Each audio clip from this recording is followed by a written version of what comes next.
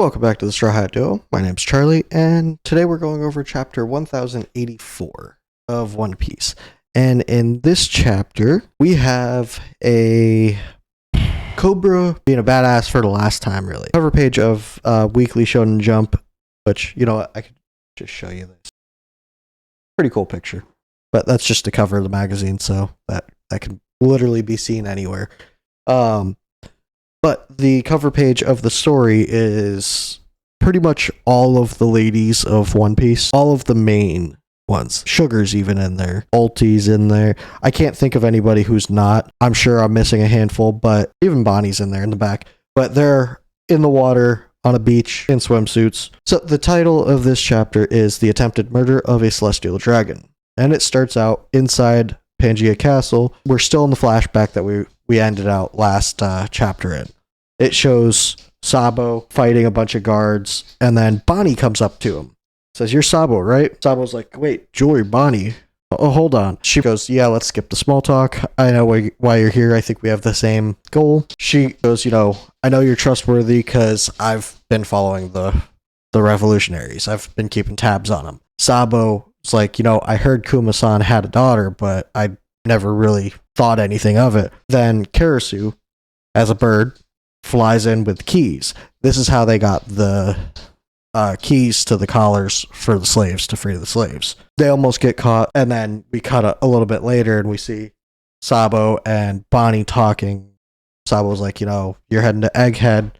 That's in the New World. That's, the opposite direction. Good luck on your voyage." They have a little bit of small talk. She's like, "I'll trust you to look after my father." Then we cut over to the meat of this chapter, and it shows Cobra wheeling in to where the Gorosei are, the five elders, and it's in the room with the empty throne. This chapter gives a little subtle hint to something too, which we're going to be getting to very, very short. Cobra goes in, starts talking to the elders. They go, "What do you want to ask?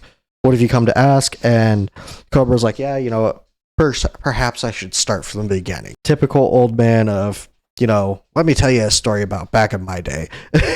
So pretty much he goes back to the beginning of the founding of the world government.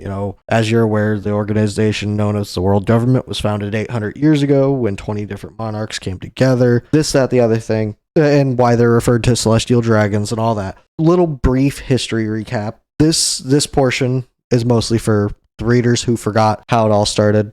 20 kingdoms came together, became the world government. They took equal shares. One individual couldn't cause an uprising. They installed the empty throne, and each of them placed a weapon around it to symbolize the vow to never sit on it. Those families became celestial dragons that we know today, 800 years later of, inbreeding. But besides the point. At the same time, new royal families were handpicked to rule the nations so that the founders could no longer preside over. Instead of the founders going back to their main cities or main islands, they went to Marishwa or wherever it was at that time period, and they stayed there. So they picked interim royalty. That is why Doflamingo went and tried to take back over Dressrosa, because King Riku, was actually placed, his family was placed in charge of that 800 years previously when the world government was founded. So his family, he's a celestial dragon, he's exiled celestial dragon. He still has a lot of the secrets, so that's kind of iffy. That's why he's in such supermax prison. Ironic about, the last chapter having him as a cover page. It turns out that Alabasta, the sole exception was Alabasta. The monarch at the time was Queen Lily of the House Nefertari, Lily Nefertari. While her name was immortalized as one of the founding 20, she did not stay to become a celestial dragon. She instead chose to return to her role in Alabasta, which is why the Nefertari family continues to act as sovereigns. This also means that there are only 19 weapons ever placed around the empty throne, and the Gorosei are like, "Yeah, you're right." But Cobra goes, "I've looked through all of the ancient texts of my kingdom, and her name isn't mentioned once. It appears Lily never made it home to Alabasta, and the burden of ruling the country fell to her younger brother. Do you have any record of what became of her? They sit there, talk back. I believe it's Saturn here that's talking back to him. It says, to be blunt, 800 years is a very long time. It's true that of the 20 families, the Nefertari line did not move here. However, it is believed that the queen returned, and we have no record of what happened. No record. Cobra was obviously expecting this. And this, I'm going to make a little jump to conclusion here in just a second too. During this being said, we see a outline of Eem sitting in that flower room listening to all this. So then Cobra, he fully expected an answer like that. He didn't expect to get any kind of notice out of that. However, here he goes, okay, in that case, what is the meaning of D? And this makes me think, because this shocks them. This took them completely off guard. And this also could have been why Cobra trusted Luffy. I'm thinking Lily. She had the initial D. Nefertari, D, Lily. That would make sense to me. If he knows about it, other than Luffy, and I don't think he'd ask about it just because of Luffy. It's possible, but he has to have some other different connection to it. He either has some ancient text telling him something about it, or something along those lines.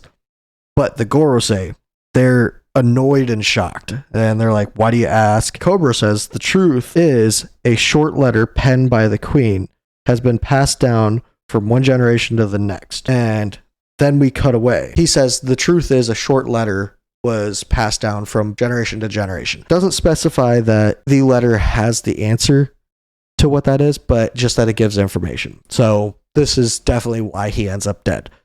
And we'll see that a little bit later on in the chapter.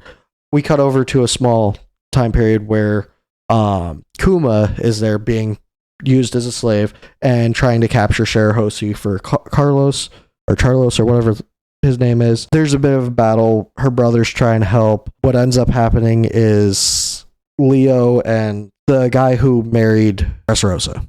Similar, but yeah. They sit there, they attack Charlos. They do some massive damage to him. All hell breaks loose. Morley shows up, grabs Kuma, gets him out of there.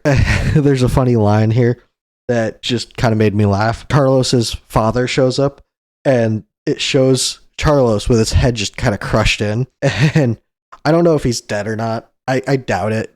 He'll come back somehow. Charlos's father looks at him and says, look at how they massacred my boy, which just makes me think of that meme. Anyways, now we cut back over to Cobra, and this is where the shock comes in. The thing that happens here, we see Eem walking up the stairs towards the empty throne, and the Gorosei turn around, and we see that Cobra is still there, and they go, great, Eem, King Cobra is still present. Cobra is shocked. You see shadows over his eyes. He's just like, wait, what? And we see same silhouette of Eem, and all we hear say is Lily. And then as he says that, he plops down on the empty throne. And that's the end of the chapter. Narrator says, no hesitation to sit on the throne. Eem obviously knows about Lily, and this makes me think that Eem has either studied a lot about what happened that time 800 years ago, or Eem was around. Either one is possible. Eem could have had the immortal surgery done on him, and that's why he's still around. There's a lot of different explanations on how he could still be there. Various things. Giants have abnormally long lifespans, so could be another race that has extremely long lifespans. Number of explanations. We now know that Eem showed himself to Cobra before